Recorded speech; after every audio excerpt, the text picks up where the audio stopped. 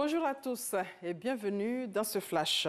Le chef de l'État a présidé hier un conseil sur la santé. Ce conseil avait pour objectif de présenter la situation sanitaire du pays, les investissements qui ont été réalisés pendant la période 2012-2016, les domaines dans lesquels des efforts supplémentaires restent à faire et les actions prévues à court et moyen terme pour améliorer la qualité du système sanitaire en Côte d'Ivoire.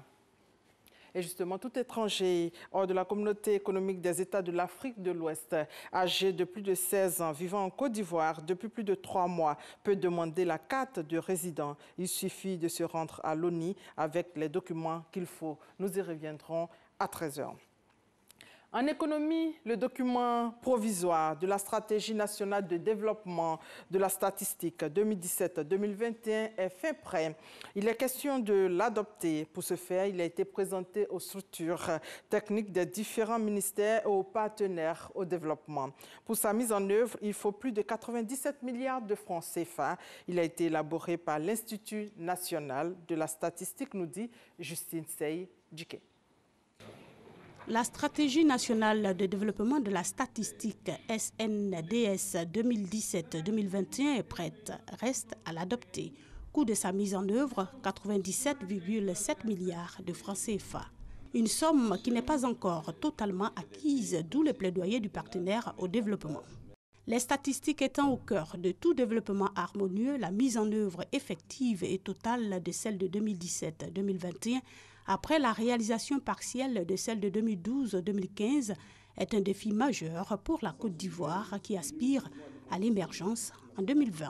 La statistique, en termes de données, c'est comme le tableau de bord du gouvernement qui donne des indications au gouvernement pour que le gouvernement puisse mieux planifier l'appui aux populations. La statistique est incontournable aujourd'hui dans notre vie quotidienne.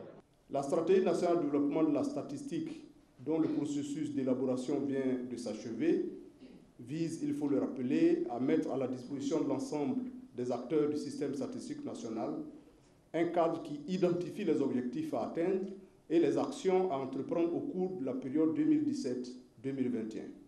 Cette stratégie, à terme, permettra, d'une part, de renforcer les capacités des institutions statistiques nationales en matière de production et de diffusion des statistiques officielles de qualité, et d'autre part, de produire des indicateurs fiables couvrant tous les domaines d'activité de la nation. La stratégie nationale de développement de la statistique SNDS 2017-2021 est un document de 80 pages. Il prend en compte tous les besoins du pays en matière de développement. La Commission nationale des droits de l'homme veut être plus efficace sur le terrain en équipant les commissions locales. Ces commissions locales viennent donc de bénéficier de matériel de bureau et des engins à 2 roues.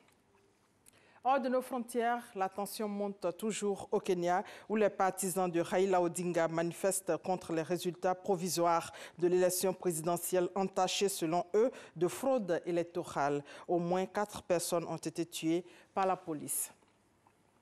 La guerre des mots se poursuit entre Donald Trump et le régime de Kim Jong-un pour le 2e jour d'affilée. En réponse à la dernière déclaration du président américain, la Corée du Nord a menacé de frapper avec un missile balistique les environs de l'île de Guyane, territoire non incorporé des États-Unis qui abrite une base navale et une base aérienne américaine. Le numéro 1 du Pentagone a réagi.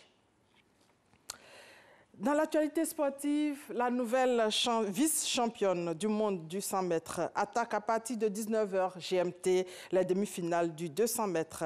C'est un tournant décisif pour Talou ce jeudi sur la piste du stade olympique de Londres. Et voilà, c'est la fin de ce flash. On se retrouve à 13 h. Merci de votre fidélité.